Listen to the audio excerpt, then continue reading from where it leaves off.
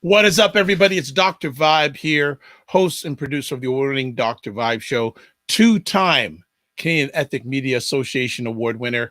2020, I won for Best Podcast News Award, and in 2018, I won for the Innovation Award, which is their second biggest award they give out next to the Lifetime Achievement. Also, I host the only online broadcast in the world for men, not for men, for fathers. Oh, yeah, for men, for fathers and dads, that is sponsored by Dove Men Care. It's also sponsored by Dad Central Canada's National Fatherhood Organization. As always, I like to say you're blessed, highly favored, a magnet for miracles, and a solution for someone's problem. Always like to have great people on the platform. And this young gentleman I met back in 2020 at the Toronto International Film Festival. Back then, he had a film, he was co-producing a film, excuse me, that was called Dark Girls. And I had the pleasure of meeting him. And I won't get into too much of the story, but when we first met, we were at a restaurant and we had 5 minutes of conversation. And he said, Dr. Vibe, give me a few minutes. And he left. And I thought, did I say something wrong to this man? But he came back and gave me one of his projects that I still have today that has impacted me during my journey. So I'm going to share a little bit about him, and then we're going to show his most recent work. So his name is Channsin Berry. He's a filmmaker as well as a prolific songwriter and painter. He has started his career in New York radio back at WBLS FM, legendary FM station, under the leadership of the mentor and friend Frankie Crocker, legendary DJ, legendary. And after spending 5 years in radio in the Bay Area, he moved to Los Angeles for a position in the Walt Disney Studios feature film financing division. He went on to write and direct music videos for artists such as Chaka Khan, Dionne, Warwick, to name a few. He also directed the PRAME Awards, Blacks in Advertising. He then used his musical talent to write songs for pop diva Chaka Khan, jazz legendary, well, there's so many, jazz legend Nancy Wilson, also Prince and Rosie Gaines, jazz vocalist Mary Stallings, the Nancy Wilson in 2006. He got a Grammy Award for the winning CD Turn to Blue. In between music endeavors, he worked in television as an executive producer, director, sometime host for various shows such as the BET New York, LA, executive entertainment magazine, All the People, Shaq Jam, Remixed, the Fox Entertainment show Parker Dome. He moved into the independent film area with documentaries such as a Different Shade of Love, My Father's Music, Jazz, and The Black Line. A profile of the black male, parts 1, 2, and 3. And that was the DVD he gave me, The Black Line. He is currently working on several film and TV projects for Urban Winter Entertainment with business partner Mark Cohen. He is the founder of the Channsin Berry Foundation, which raises money for lupus awareness. His most recent productions, Dark Girls 2, 2020, Dark Girls 2011, and The Black Line. But we're going to show you a clip from his most recent production, Dark Girls 2. So let's roll. Why are we still talking about this? Because it's still relevant. Colorism is a colonial legacy. There's still all of this sort of trauma and baggage that we have that hasn't really been unpacked. Somebody told a lie one day, and they made everything black ugly. And that's what we're dealing with today. Here in Ghana, there is a lot of skin bleaching because sisters don't perceive themselves as being black and beautiful. Don't you know how beautiful? And you know what? Chan and I have been blessed to know each other digitally for about 8 years. And it took me 8 years to get him on the platform. Now, this is the second time he's been on in a year. So this is a blessing in 2020. I know there are people who may not have had blessings this year, but this has been a huge blessing. So welcome back, a gentleman who I highly respect for his heart, his thought process, and his care for Black people. Channsin Berry, welcome. Welcome, welcome, welcome. Hey, man. How you doing? I am, it's been a strange year Yes. for all of us around the Yes. planet. It's been a very, very strange year, a very challenging year for especially people of color and especially for Black men. But Yes. we are here. We are living. We are healthy, physically, mentally, and spiritually. And I got to keep the work going because this is why I live, to do the work. Wonderful. And I want to shout out some people already. Serena Wills, Dr. Tachi. Serena Wills, born and raised in Queens, New York, grew up on WBLS. There you go. Also have Coach Danny Stone is with us. He said, I think it was on the last conversation you had with D. Channsin, and he dropped so much knowledge. Well, welcome back. And also Dr. Tachi is saying, this is amazing. Can't go without saying Dr. Tachi hosts one of the livest program about media, tech, and pop culture. It's called Mediascope. It's on 5 p.m. Tuesdays Eastern Time on Instagram Live, and then 6 p.m. same night on LinkedIn. I'm going to say Facebook Live and Instagram Live, and probably places I don't even know of. But we have to say this is going to be an epic conversation. Thanks, folks, for being here. Any questions you have for Chan, ask them in real time. But anyone who's watching this live or on the replay, you're going to be better after watching this. And if you're going to be listening on the replay, you're going to be better. So Chan and I were chopping it up a bit at the beginning here, wondering what direction he wanted to go. So Chan, okay, you know what? Let's talk about the projects you're working on. Okay. So let's talk about the first one, The Covered Mind, mental health in the Black community. Well, you told me to choose one, brother. Yeah, well, why? Yeah, I did. You know what, man? Listen, I go after the things that tug at my soul and my spirit. I go after things that I think that we as Black people need to start healing from. I go after things that are given to me. They come to me. And I say, you know what, do I really need to do this? Because this is kind of heavy. And Spirit says, yes, the universe has you. Let's move forward on this because this is not about me. It's about the healing that this film is going to bring to someone on the planet who looks like us. So I go through with it. Whatever I have to do, I get it done. And as being an independent filmmaker here in the States, and being Black and being a male, being a dad, being a brother, being an uncle, being a godfather, being a friend, you know, it comes with a whole lot. It comes with a whole lot. And sometimes I'm up for the task, and some days I'm not. But I know that I have to follow through because the gift was given to me to give people who didn't have a voice on the subjects that I choose, or that were the subjects that were given to me. And mental illness is one of those subjects that a lot of Black folk don't want to talk about. Mm-hmm. And we need to talk about. Yeah. Because we are the way we are for a very good reason. We were not just born like this or into this. We act the way we act.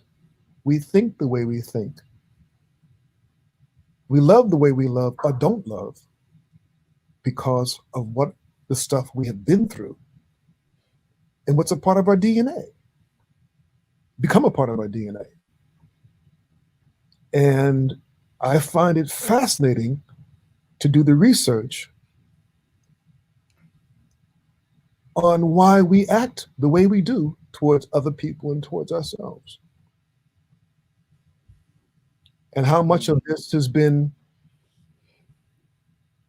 beaten into us, shot into us, lynched into us, raped into us, kicked into us, dogged into us. I'm surprised, seriously, that we're not crazier than what we are. Wow. Because Wow. we've been through so much. And we keep coming. We keep going. And I think the reasons why we do that is because who we are spiritually and how our spiritual connection to the universe. And how we are able to make scraps out of dinner since we got here, and especially in the United States. Black people have been able to make dinner out of scraps. And taking that analogy in everything that we created, we always had to do the side thing to create stuff. What was left over, what we didn't have access to, we had to create for ourselves. And I've always thought that we've always been a people of survivors and very little living. I always ask the question to all my friends and to people I meet. I wonder what it's like to live and not survive. Oh. Oh. Dropping knowledge bombs. Danny Stone is saying, I'm with you, D. Many Black people will talk about anything except mental health. You know, we have a tendency, not all of us, but we have a tendency sometimes to lean on the church for help. And prayer is a big part of who we are and what we should do and what we should keep doing. Because people have prayed us thus far. You have many souls that prayed us thus far. But prayer needs action. Prayer needs to be followed by action, as far as I am concerned. And to deny the fact that there is something wrong with most of us, if not all of us, and that we can take it to the church all the time, never settled well with me. God created people on this planet who know a little bit more than you do about how the mind and spirit works. They're called professionals. They've studied. And the ones who have studied us as human beings and as Black people, maybe we should take a listen to. Because we don't know everything, that's obvious. So why don't you go to someone who's professional that you can talk to, who doesn't have judgment, who understands the journey, who understands the DNA of Black people, the pain that's instilled in the DNA, that's genetically been passed down. That's what I think. And this is the reason why I do the documentary. Well, one of the reasons. Well, so, and Danny Stone is saying, make dinner out of scraps. Very powerful. Imagine what we could make if we had more than scraps. Yeah. And that would be out of survival mode. Hmm. If we were not Why? Go ahead. I have a question for you. Why this documentary at this time? Because many of us Black people been having many challenges, and you've done many documentaries. Why this subject at this time?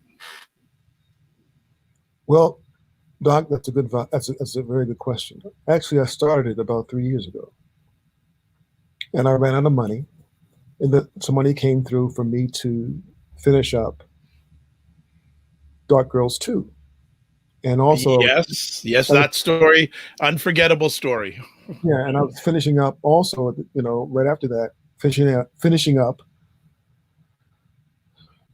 the completed version of The Church House, Sexuality in the Black Church, which is now completed now. And I kept thinking about how I was feeling about myself and needed to tell the truth about myself to myself. That sometimes I wasn't myself. And I wanted to know why. And I found out that, which is something I knew inside, that I had some issues. And they were mental issues, emotional issues. And I'd had them since I was a child. And sometimes I could handle them, and other times I couldn't. And then one day, I had an episode. And I decided to seek help. And so I went for help, professional help. And I found someone who understood what I was going through. And she helped me gather myself. And I've been doing it for damn near 29 years, off and on for 29 years. Wow. But I found a combination of things, of therapies that work for me. For some people, it may be one. For some people, maybe 2 or 3. I found 4 that work for me. Wow.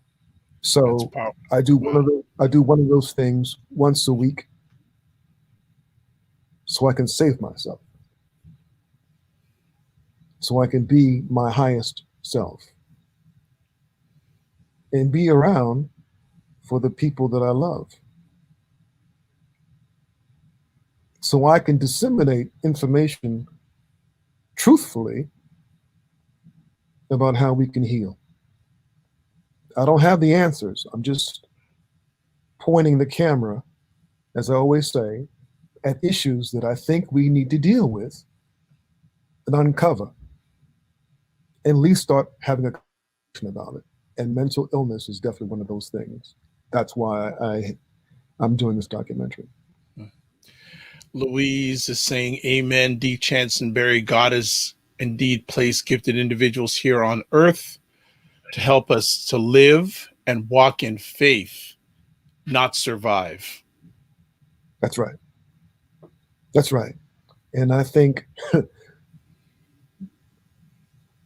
I love using and dealing with the word faith. To me, faith has so much more power than hope. There's something about the word faith that brings me to another level. Because in faith, for me, there's forgiveness. And a lot of us really need to forgive. And the first person we need to forgive is ourselves. Truth. Danny Stone is saying here, you are speaking from a place of truth and from lived experience with mental illness, and seeking help. Serena Wills, if we can get that comment up too, that'd be great. Thank you for your transparency. I know a few who won't seek help, and our relations have been deeply damaged because of it. You know, let me just say this, Doc. Yeah. I want to speak to Black men for just a moment. Please do. I don't know what your definition of manhood is.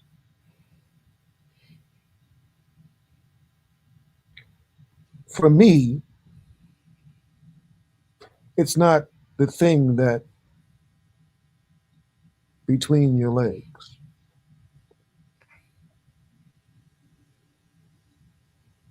It may be the thing that's between your eyes. It may be the thing that's on the left side of your chest, inside. It may be the thing that, the way that you handle yourself. It may be the thing how you handle other people around you, what you say and what you do for loved ones and for perfect strangers. It may not be the body mass that you think it is that defines manhood.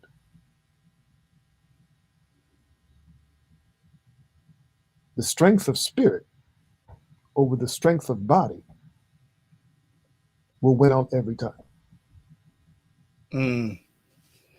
Love that. Can you say that again, please? The strength of spirit will win out every time over the strength of body. Received. That's manhood is being the total human being of best quality that you could possibly be in this lifetime.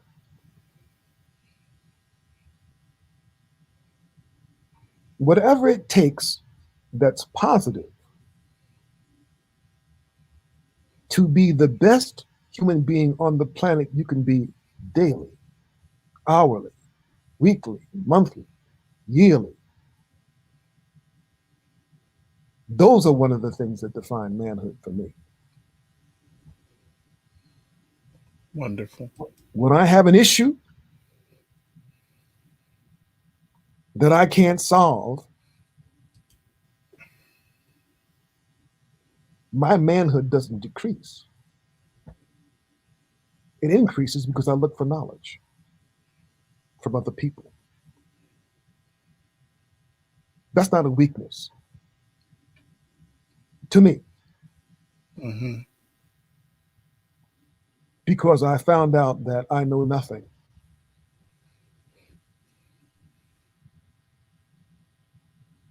Wonderful. That is, we could end right now, really and truly, but we got more to go with. But this is, yeah, this is wonderful. So what stage of the journey is the Covered Mind mental health in the Black community at right now? Well, we're at a standstill right now. Oh, because 98% of the time when I do my projects, it's coming out of my pocket.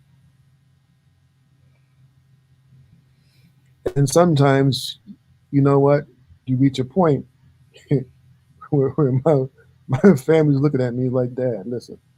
Or my wife looks at me and says, you know what? You've got to find another way of raising some money. And people think that, you know, just because I know a few people, that's all in good. But just because I know a few people doesn't mean that these people financially back me all the time. There's a system that doesn't support the work that I do, but supports other things around it, like comedies and such, that don't put us in a very good light as thinking, loving, willing, caring, responsible people.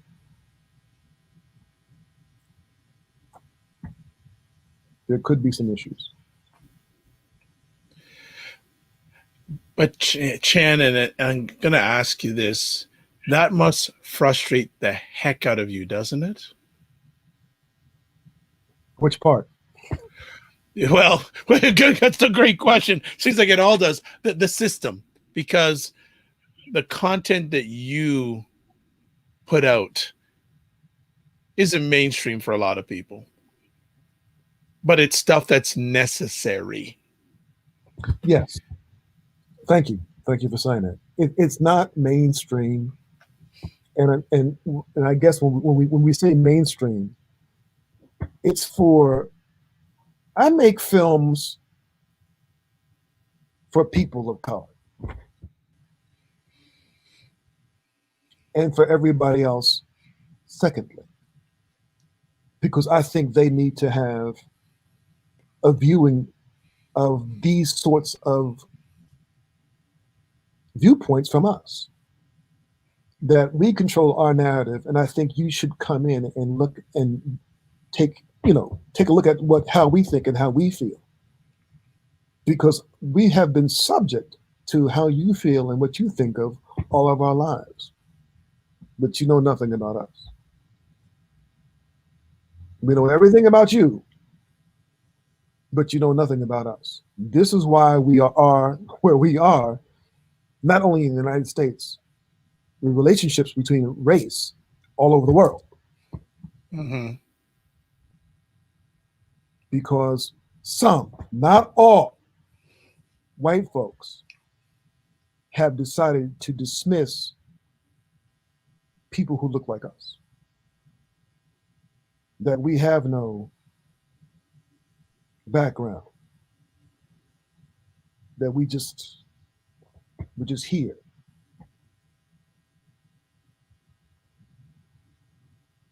That you play no part in this, that we're just here. Danny Stone says your work is too real.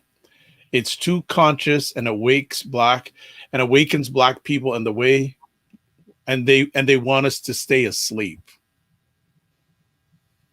Well, if you're on the planet and you're living and you got breath in you, then you're awake. Now you can be zombied if you want. You won't get anywhere. You won't have anything. You won't be what God wanted you to be. You wasted your time. As far as I'm concerned. Mm-hmm. Mm-hmm. There are a lot of people walking around here as zombies. I'm talking about black folk. Yeah. All over the planet. So what can you do? What can we do to help each other snap out of it?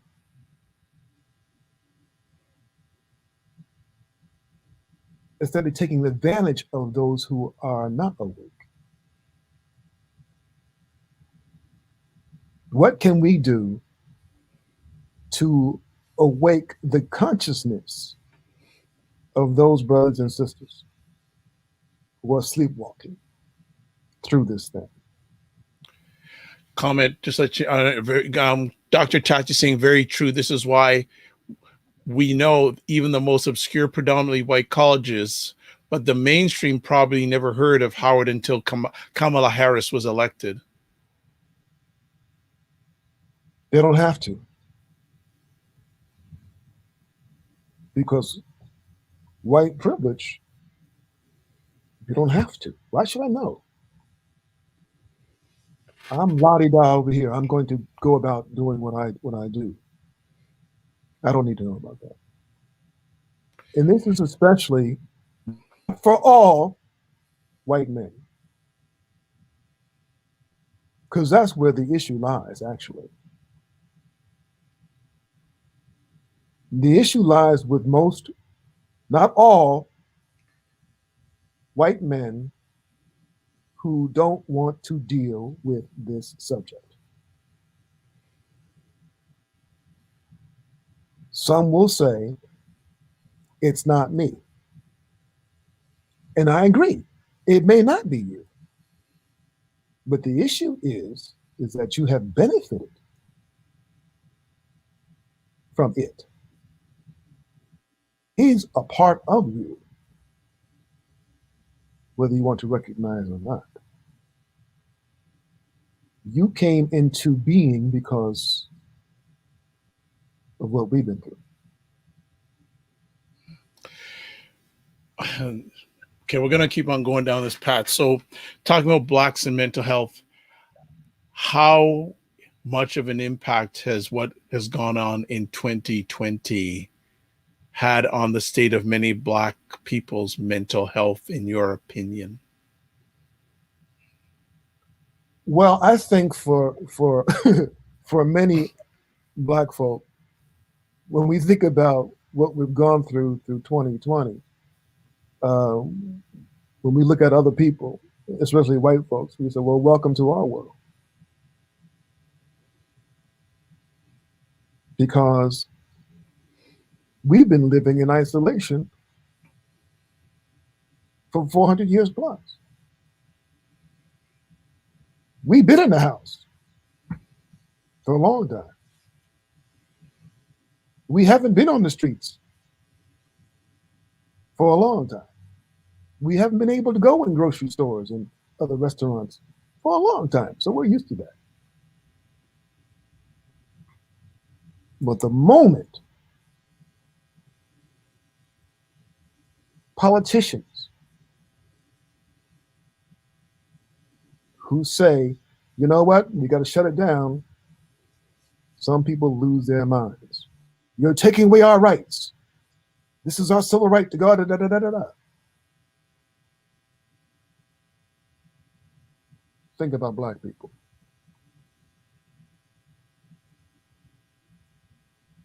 How do you think we feel? And what do you think that has done to us mentally when you can't handle it for a week? Not all. I'm not talking about all white people. And I'm not talking about all Black people either. I'm talking about some. So I don't want people to call me and, oh, he's a racist. That's not true. I'm not a racist. I'm not a racist. I'm race conscious, but I'm not a racist. To be a racist, for me to be a racist, would be to hate myself. Since all of us are mixed, I don't give a damn how dark and how light you are. If you've been in America or anywhere else on the planet, pretty much, you're mixed with something, especially here in America, especially in Canada. You're mixed with something other than African. Case in point. And maybe I'm crazy. I just thought, if you live along the equator in hot zones, what biological reason do we have?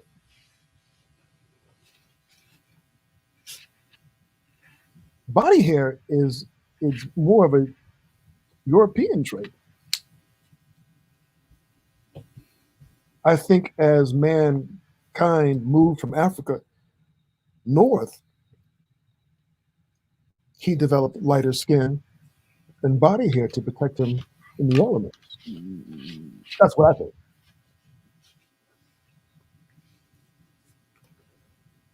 And, you know, for a Black man to have body hair or facial hair, a lot of it, or some of it, is not an African trait.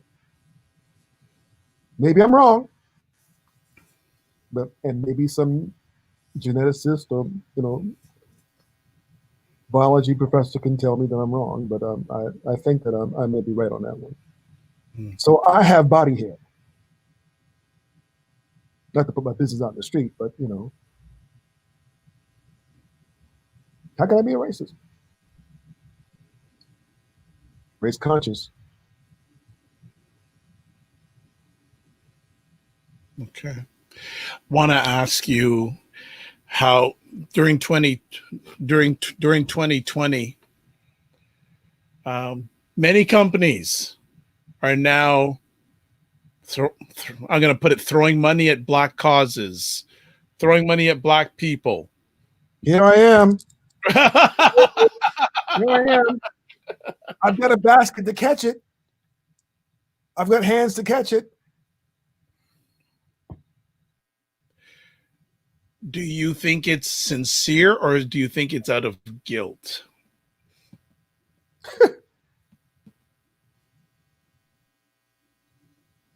First is out of guilt. You never done it before. All of a sudden, people kept saying Black Lives Matter. And all of a sudden, the protesting and da-da-da-da-da, and all of a sudden you get it? A light goes off? That's pretty deep to me. When we've been telling you this is the way we've been treated. Not just here in America, but all over the planet.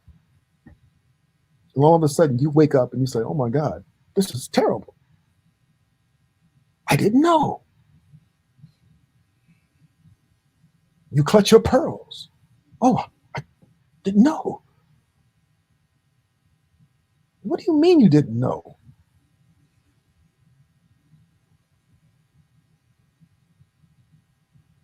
What kind of arrogance is that?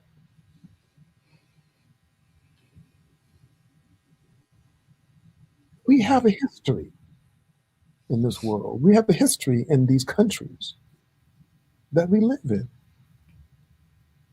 We're not silent people. We're thinking people. We're feeling people. We're loving people. We're fathers. We're daddies. We're uncles. We're grandfathers. We're godfathers. We're teachers. We're presidents. We're responsible people. And all of a sudden, the light goes off and you just like, well, I didn't know. Look at the system that you built.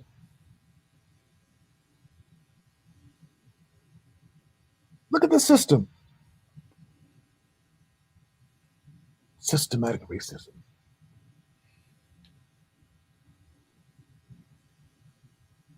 We have so many talented brothers and sisters, people of color, not just Black people, just brothers and sisters, people of color, who have done so much for this world, so much for these countries, and have not been properly recognized for their contributions to mankind positively. You have newspapers apologizing for their coverage of the Black community. And I heard in Kansas City, newspaper for being, well, you know, we really never covered Black people properly. You've been in the paper business for 100 years. You haven't covered. You mean what? That's just a small, tiny thing of it. You know, I used to say something that used to get some people upset, and you know, I just say it because it's true. I said it. I was in London at a screening of one of my films. And when I said it, a hush came over the audience, and then people started clapping. And what I say is this: Black people create, and white folks conquer.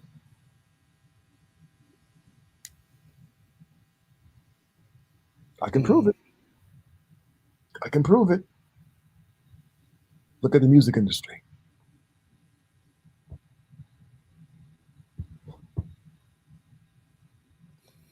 Little Richard, Jerry Lee Lewis, Michael Jackson, Justin Timberlake, Janet Jackson, Britney Spears. Interesting. Okay. Interesting analogy. Very. You know what? They monetize us. We create it, they monetize it, take it to another level. And very few give us credit for what we have created. Not all. Okay. Chan, we're gonna need a part 2 of this. I'm telling you this already. Sorry. I'm warning you already, and definitely sooner rather than later. And we'll get to your other project in a few moments, but what have you found out about mental health in the Black community working on this documentary? Has there anything that's been an aha moment, something you didn't know that you now realize? I didn't realize how many people were suffering in silence. Until I started asking questions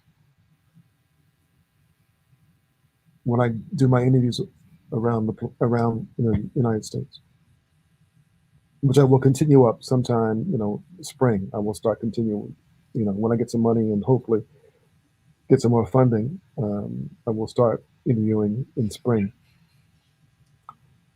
And but the few people I've talked to, children, painful. Young people, painful. Well, Mr. Chan, I've been kind of sheltered. My mom says I'm depressed. This is talking to an 8-year-old boy.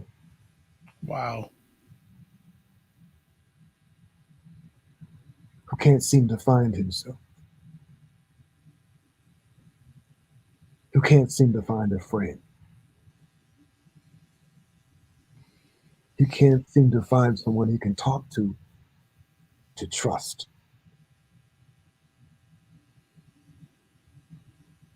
Mother's at her wit's end. Father's blaming himself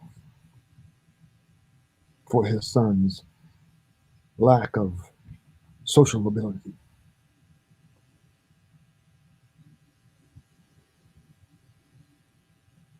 Not willing to understand that it's deeper than you think it is. That boy is the way he is for a very good reason. That young lady is I'm finding more boys though, who are Black boys who are dealing with these issues of stress and anxiety and depression. And this COVID thing, for some, did not help.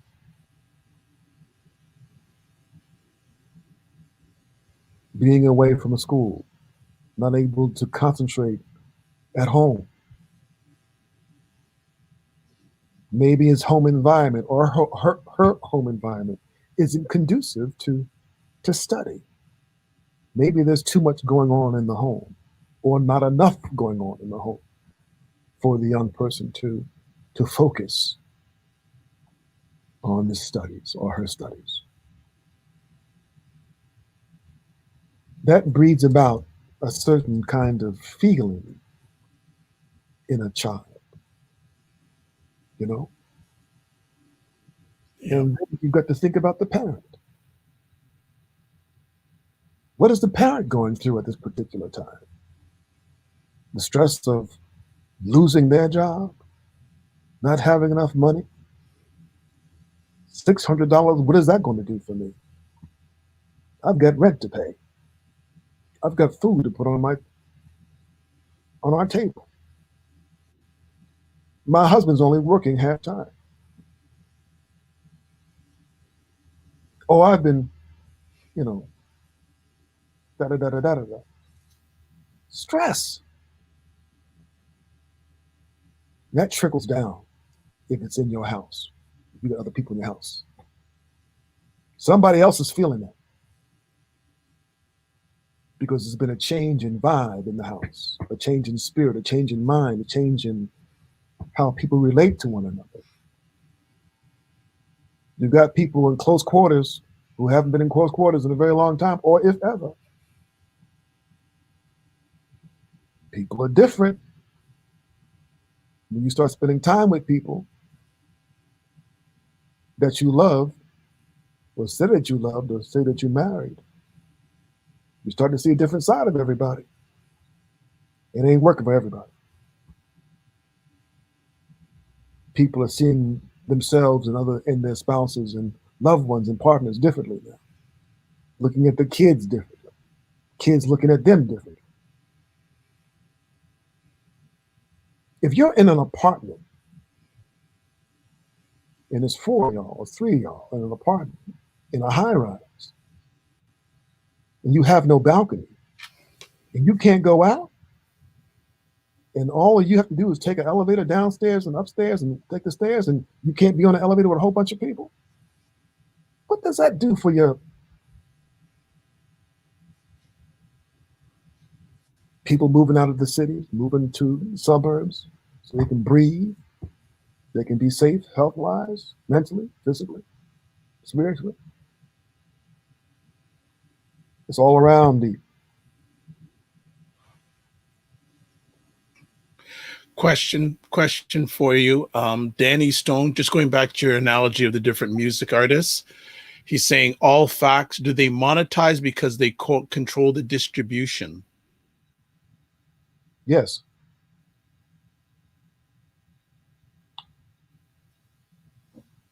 The internet, in a way, has made it a kind of an even playing field when it comes to distribution of one's product. But if you dig and go outside of that and deal with, the major distribution companies of product and films and da-da-da-da-da, there's a problem. That's why I'm waiting to see what happens with this, going back to the question you had asked before about, is the industry really serious about giving Black people a break when it comes to telling our stories, we controlling our narrative, and having the same distribution as anybody else would, the same platforms everybody else would, and gathering the same financial wealth that everybody else has. Also, ownership. Hats off to Tyler Perry, regardless of what people say about it or don't say about it. Hands off to Tyler Perry. He didn't do it alone, but he did it. Serena Wills is saying suffering in silence can be a silent killer. Sad. Yeah, but that's all of us. That's all of us. There are wealthy Black people who suffer in silence. Trust me and believe. There are wealthy Black people who suffer in silence. Having money doesn't always make you loud and proud. Sometimes it's a Band-Aid over a bullet wound. For some.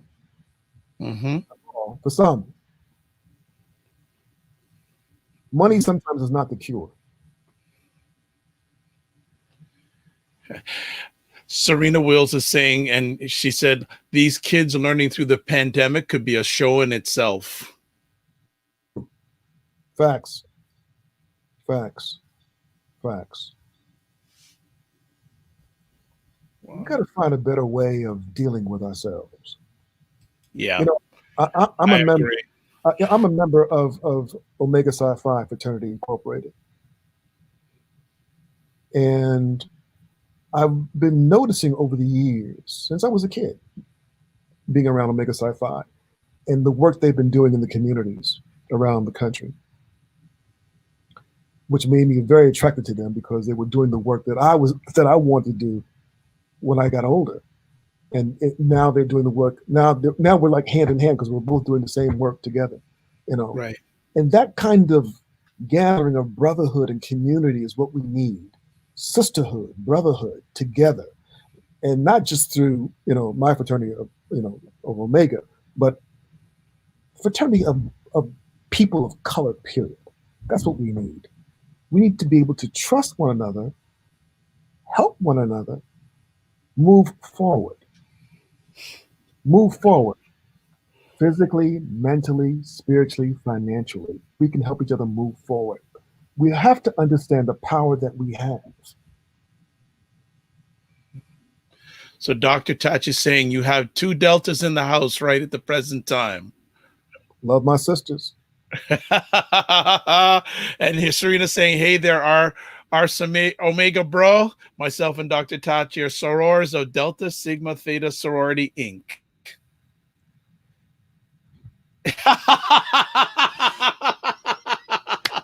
If they could be on with you right now, they'd be throwing it down with you, Jen. I know a little bit about them, and I know that they'd be throwing it down with you right now. And both are wonderful, wonderful, wonderful Black women. Wonderful Black women. Beautiful. And Serena goes, yes.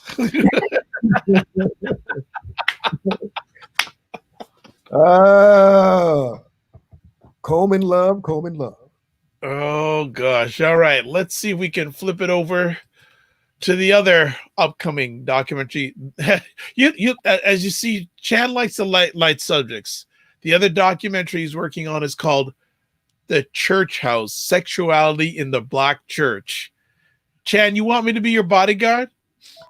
You know what? No, I got the biggest bodyguard a man can have. There you go. As Bernie Mac would say, him upstairs.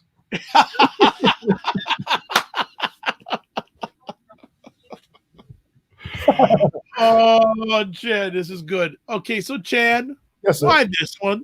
Why this one? Why the church? Come on, man. I just had enough of the BS. I had enough of the BS. And I was like, you know what? There's a few folks in the pulpit that really should not be there. Right on. I think they got the call confused. When the call came through, it was not to be a pastor, but to become a member. And I think what got it switched up, because some of them should not be in the pews, shouldn't be in the pulpit. They're there for the wrong reasons. If you're going to be a person who represents the Almighty, you have to be extraordinary. In my opinion, it's not a job or calling that anybody can do. It's a lifelong commitment. I didn't say lifelong commitment to be poor and not to be human, but you have to be extraordinary.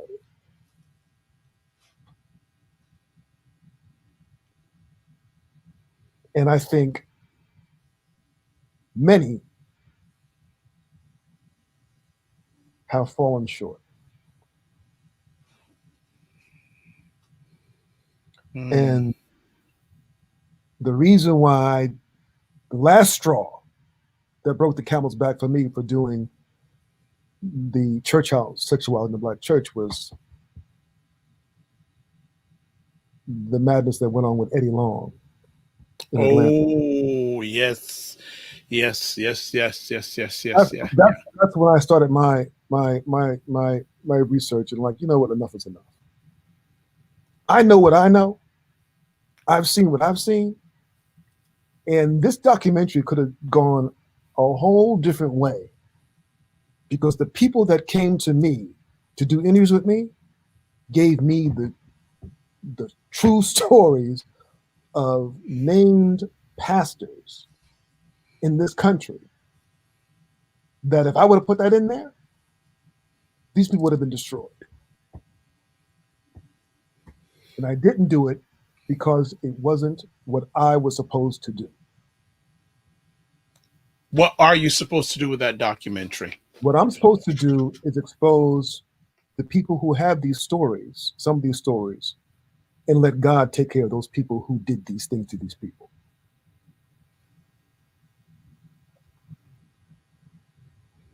Do you ever waver on that? No, not at all.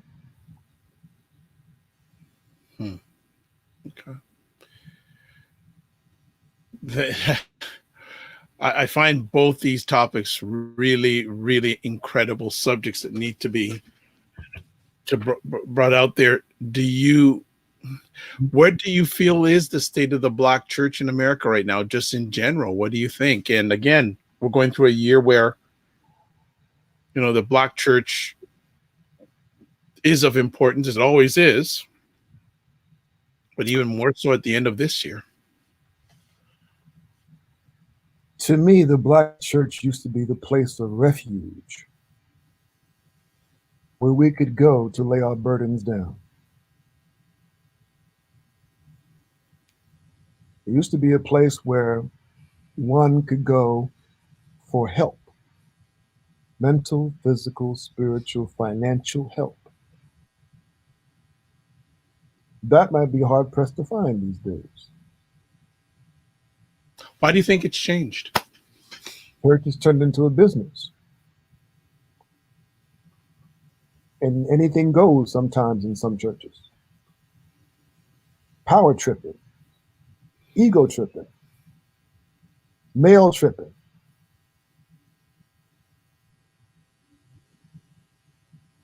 And when you have confusions in the pulpit, you may have some confusion in the pews too. When you have some confusion in the pews, you may have some confusion in the pulpit. What are you really here for? What do you really want? And how has the church handled sexuality? Not just homosexuality, but heterosexuality. You preach against homosexuality, but you don't say anything to the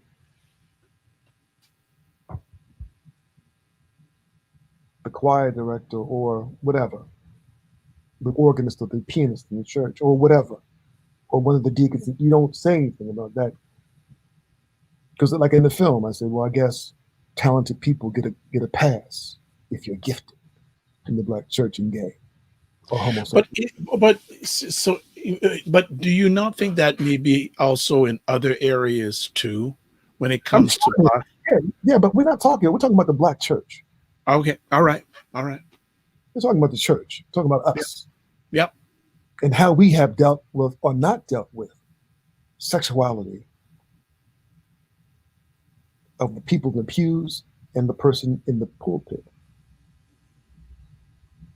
And the gender situation of having women in the pulpit also, where a woman couldn't approach the lector. They just stayed on the floor to say what they had to say, but they would never approach or never were invited to speak on the platform above.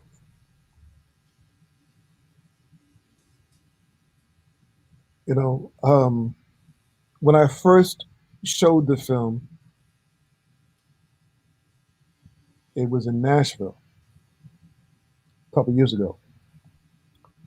Split audience, because that's the Bible Belt. Folks on one side like, oh, hell no. And other folks, a young pastors on the other side were saying, yes, this is what life is now. Let's talk about this. You know, everything else seems to evolve and move on and progress. Until somebody said, who put a back cover on the Bible?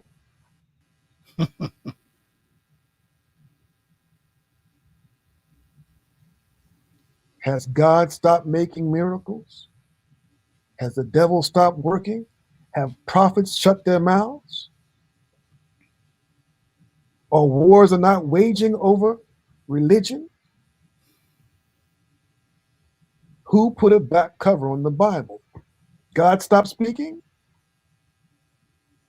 Angels stop appearing? Saints ain't Satan?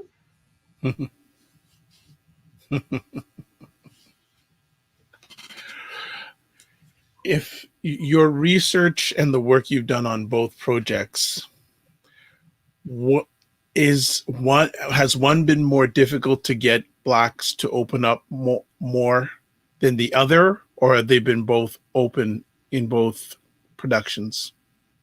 The people that I have met that have graced me and blessed me with the opportunity to speak with them have been very open to me. Very open to me. I come with no preconceived notions. I don't come with, or judgment. I don't do that. I want people to be comfortable with me because I want to be comfortable with them. I want to be able to have a truthful conversation with people about what's really going on in their lives so we can move forward. Because your story is definitely going to heal somebody. Because you're not the only one who has one. Somebody may be going through this, or because of hearing your story, they may not go through it. They may take the other path, which is easier. So all of us are teaching each other when we shut up and listen.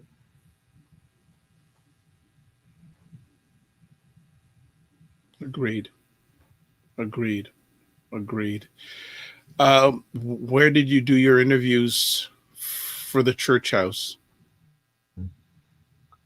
LA, New York, Chicago, Nashville, Atlanta. How was it, just out of curiosity, how was the Atlanta experience? Oh, you know what? Atlanta is always cool. It's still the Bible Belt, but Atlanta has a lot of people from other places living in Atlanta, from Chicago, New York, New Jersey, Washington, Philadelphia. A lot of people, a lot of transplants. So it was kind of interesting, but no, not a problem. Not a problem. Is it possible to take a little break for just a second? I just got to do something real quick. No, take your time. Go ahead. Is it possible? You'll take over? You'll take over? Yeah, I'll fill in till you come back. No worries. Okay. Yeah, Chan has just got to step away for a quick second. I hope everyone is enjoying the conversation, either live or on the replay. Dropping knowledge bombs, Chaz. Yes, Serena says, yes, we are not all called to preach, but they are in the pulpits. Okay. And Serena was going, wow. When I know I'm getting Serena and Dr. Tachi and Danny Snipes commenting, I know it's an epic conversation. And Chan is going to be back in just a moment, so I'm just going to fill in, which we call it in the trade here. We'll just do a filler while he gets something and comes back. And again, just sharing his experience, sharing his thought. And for those who are listening right now, you can understand why I call Chan a true Renaissance man. And he is in the fight. He's an independent film producer. And he was open with us saying, you know what? I asked him, when are these projects going to come out? He said, hey, I need more funding. So you're getting it real, even though he has a long and deep resume of great achievements.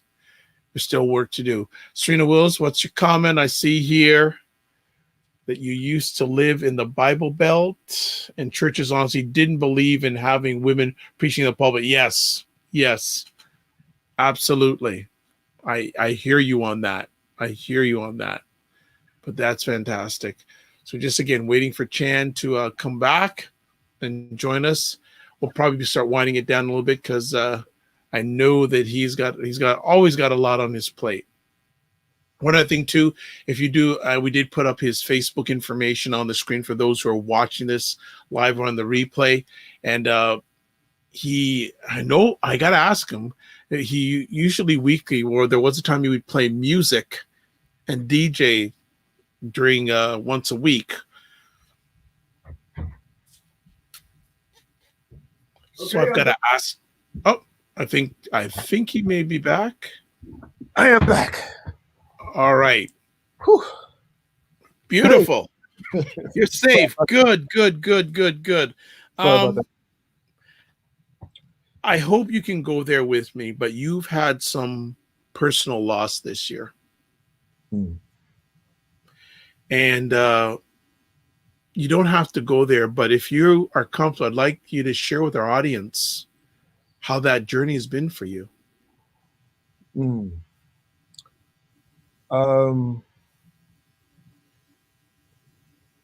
I lost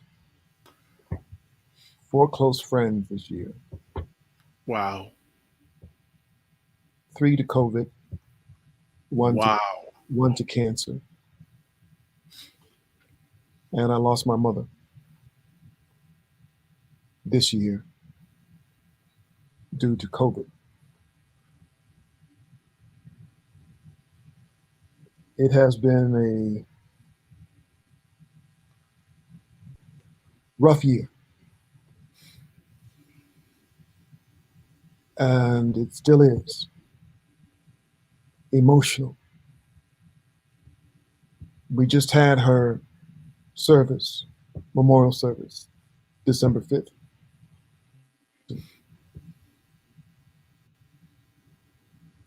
So I'm still a little raw.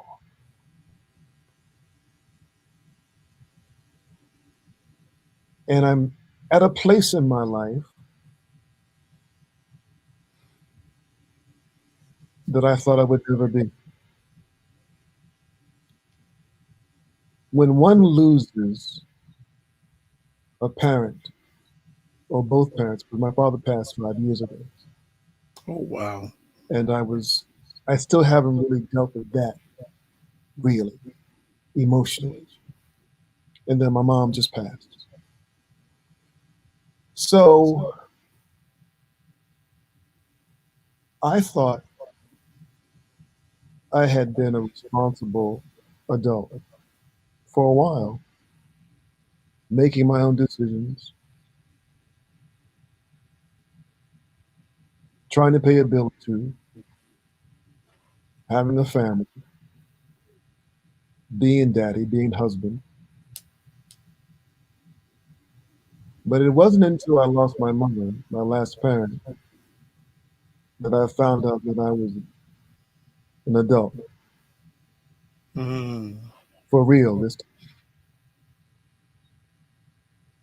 That I was the last line of defense. I am the elder now.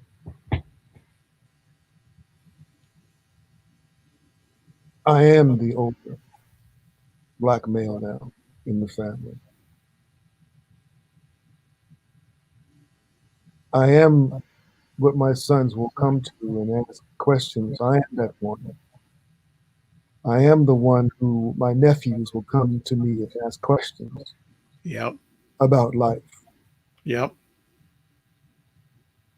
Well, what did you do? How can I?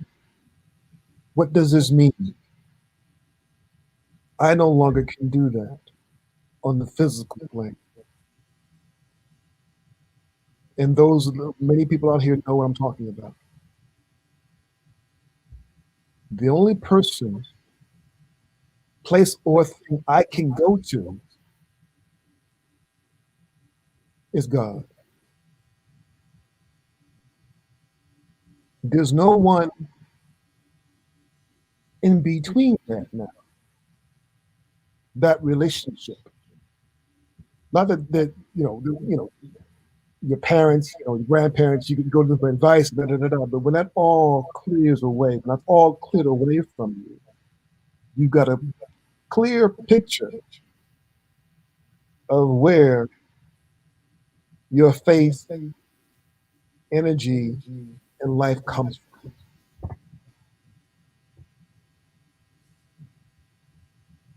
Faith becomes the thing. If it wasn't before, now it is. So, dealing with my mother's passing, I know she comes spiritually to me, as my father does, and that all the ancestors do from time to time. And thank God I'm open to that. That doesn't scare me. But the one thing I can find out, well, two things. I'm blessed with a memory of a beautiful mother, a caring woman who did the best that she possibly could with what she had and what she knew.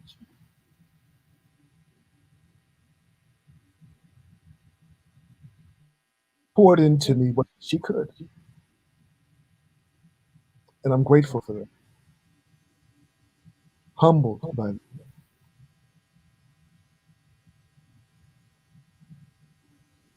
The other thing is that I'm able to call on her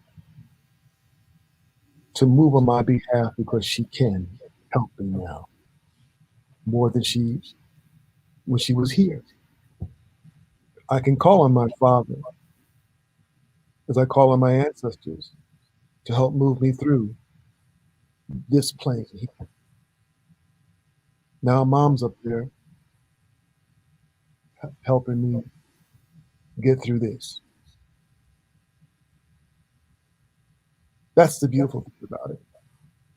It's painful, yes, she's not here physically, but I know where she is.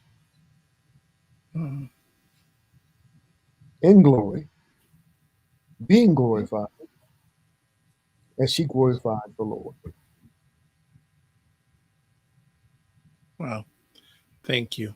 That's a powerful tribute to a very special woman. Yes. Serena Wills is saying my deepest condolences. Dr. Tachi saying, oh dear, I'm so sorry to hear this. Danny Stone saying, wow, so much loss. Passing along condolences, strength, healing, and prayers, my brother. Thank you.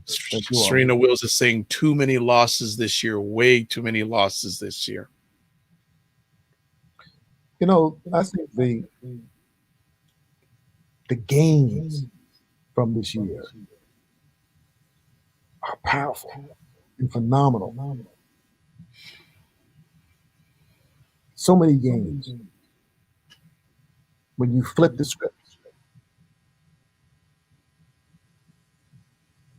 a time to have for yourself, to reimagine your life. And I'm right now, I'm post-COVID. I'm thinking post-COVID. What is life going to be like? And who are we going to become after this? Mm-hmm. Very true. You know what? Interesting. I heard Les Brown say something the other day saying recessions restore resourcefulness. Agreed. If you use your time wisely. Yes, true. I've got more time in back of me than I have ahead of me. Same here. And I'll be damned if I'm going to spend it on foolishness.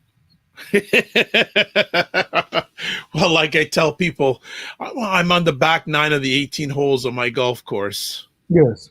Yeah. So I've got a bucket list.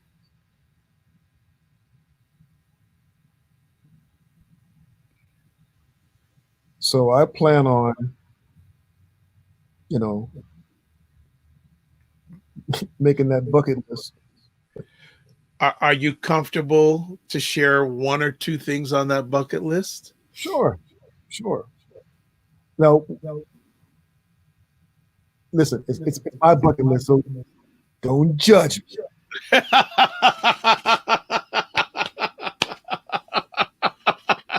Go ahead, man. You know, you're good with me. You're good.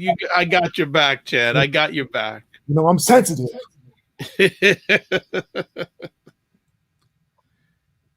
One of the things on my bucket list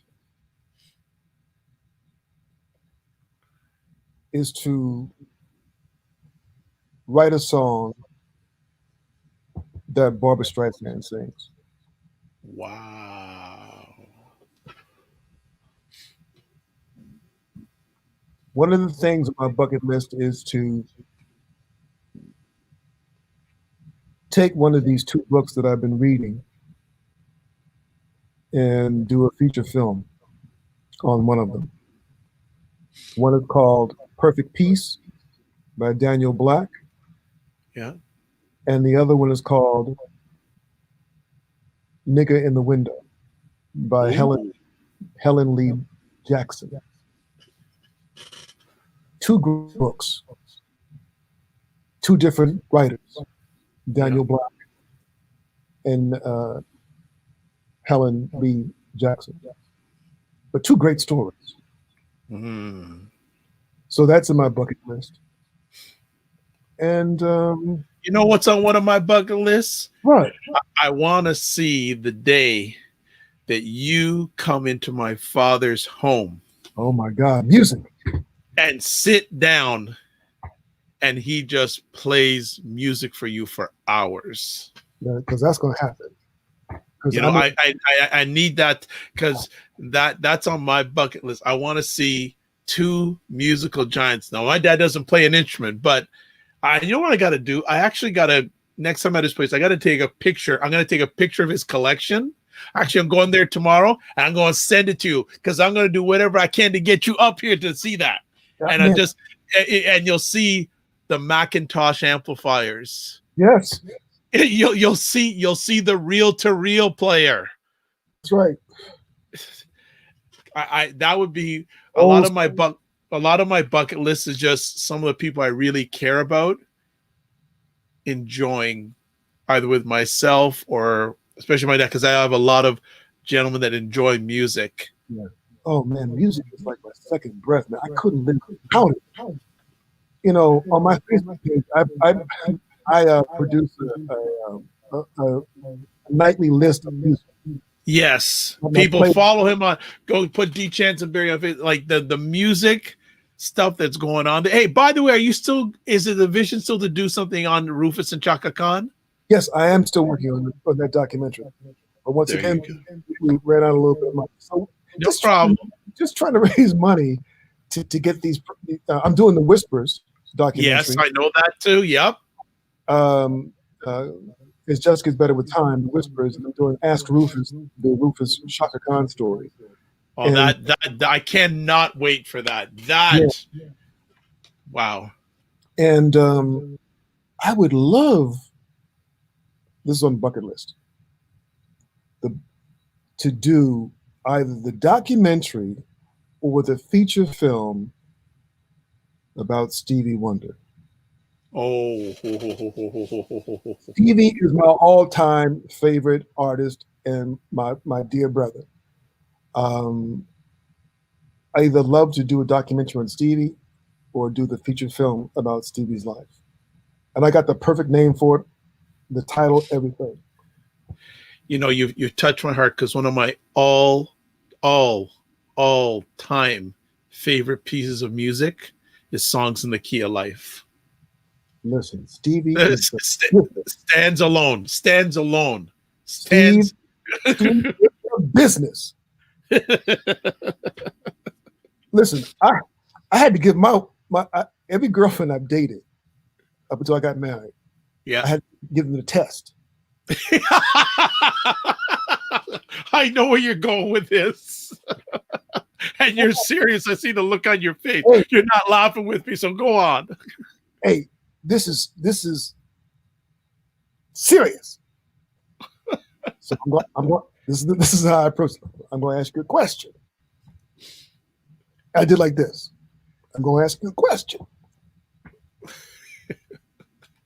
And they look like, what are you about to ask me? What are you about to ask me? Could you name your top 5 male recording artists for me, please? Oh.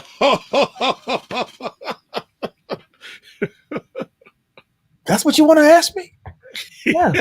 Okay. Good. And man, God's my witness. If Stevie wasn't on that list, or number 1, done.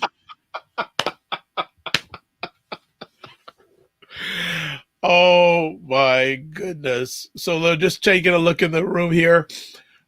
Serena saying, wow, Barbara Streisand, Lover. Serena also saying Rufus and Chaka Khan story. Dr. Taji saying that would be an amazing documentary. I remember seeing Stevie Wonder a number of years ago, and the first 2 words that came out of my mouth was, no, actually 1 word, genius. Definitely. That was that to this day. And he played the whole Song of the Keys of Life, and I just said, I'm done. I'm done. Yeah. I don't need to really have to say anything else. Like that album, even if I put it on now, I have to play the whole thing. I can't play 1 or 2 songs. Yeah. I gotta play the whole thing. Doc, I'm not a fighting man. I'm not a physical man. I'm not a physical, I like to get into a physical. But I might cut you with a rusty spoon if you talk about Stevie. I might cut you with a rusty spoon if you talk about Stevie the wrong way. Now, obvious you have met. Yes, I have. I've had the pleasure of meeting brother, him coming to my home. Oh, wow. Having dinner with him. And having deep conversations with us, especially about our mothers. Mm.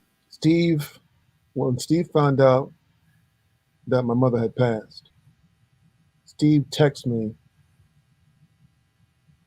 this note about my mother that I didn't even know he knew this much about her like that. Wow. And I only read it once, and I could never read it again. Mm. It floored me. It was such a beautiful tribute to my mother that Steve wrote to me. But there were a lot of people that did that. Shaka, Oprah, Miss Winfrey, Tremaine Hawkins. A lot of people, my other friends, reached out and had wonderful things to say about my mom. And it was beautiful, man. It was beautiful. But Steve wrote that, and I was done. I was done. Wow. Yeah. Well, my brother, we could go on for a while, but I'm gonna hold it here. But I would like everything, Ari? Yeah, I thought you done good, brother. All right. Don't fool me now. No, we could go on, but I want to save some more to come. But before we let you go, what do you want to say to our people?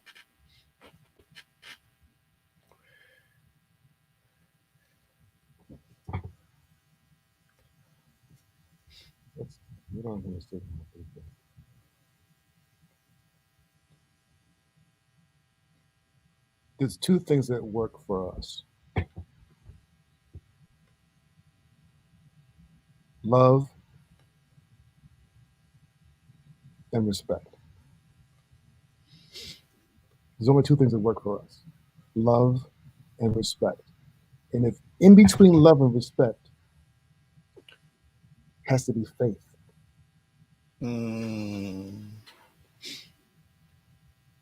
Love, respect, in the middle, faith. We need to have that to love ourselves, in order to love each other, and in order to move as a community forward. Love, respect, with faith in the middle. And I wish everybody that. From my heart, I wish everybody that. And more. Don't think there's anything much to be said after that. Channsin Berry, we done some time together. We met each other a long time ago, and who would have known when I answered that cell phone call? Who would have thunk it? Thunk it. And who would have thought that this man who sort of just ran away from me when we're at that restaurant, right. the man just dashed me, and I go, what did I say to this man? And he brought back that DVD, and I said, bang, and we're still running today. Yes, sir. Yes, sir. And always will.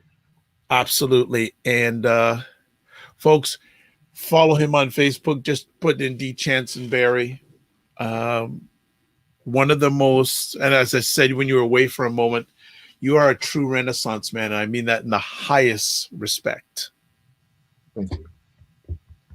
Thank you, my brother. Highest respect. And I'm going to use your love, faith, and respect, if you allow me to use it in other encounters I have. Sure. Because I think that, as we say, enough said. Mm-hmm. You know, thank enough you. said. Thank you to everybody who's listening, who's watching. Thank you to you, Dr. Vibe, for giving me a platform. It's always there. It's our platform. You know, there's always room for you here, and I will continue to have you here because we need you. Yes, and I need you. Trust me. Yeah, we need each other. And I just tell you, folks, and what you're hearing here, even when Chan and I talk on the phone, this is how we roll. That's right. That's right. This is not a play on game. This is how we roll. We have these conversations, and we always come out better because it's therapy for him and it's therapy for me. And to my Canadian brothers and sisters, I miss you so much. I don't miss the cold. Wait, come up in this. Well, I'll be there this summer, though. But you won't see me You won't see me Christmas like you've done in the past. No problem. No problem. Well, Serena Will says again, you're in my prayers. Dr. Tachi saying following.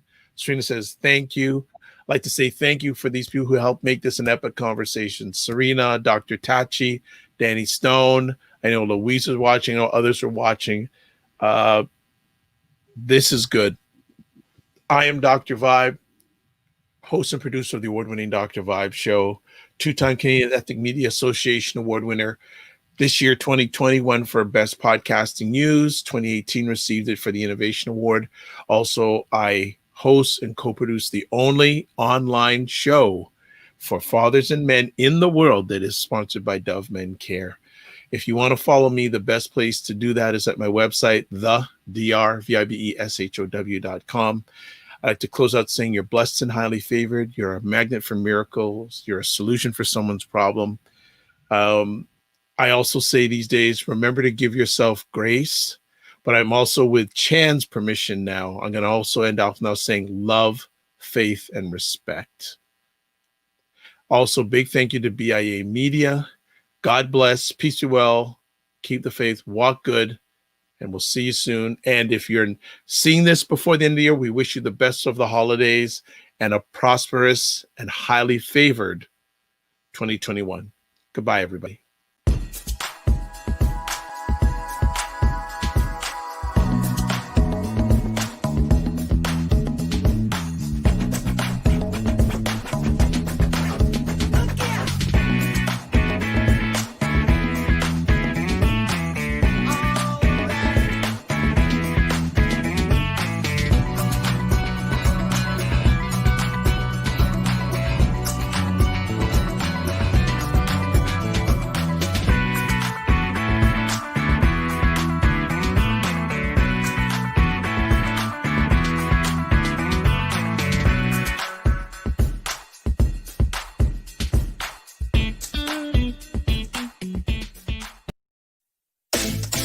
Thank